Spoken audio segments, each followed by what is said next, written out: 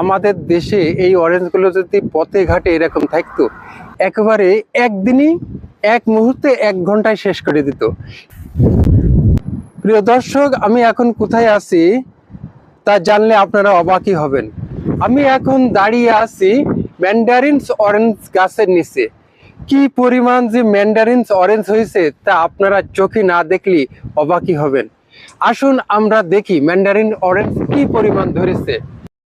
আমার উপরে কি পরিমাণ ম্যান্ডারিন অরেঞ্জ, মানে হলুদ হয়ে গেছে একেবার, এত পরিমাণ অরেঞ্জ ধরেছে। তো একটু অবাক হওয়ার কারণ কি জানেন?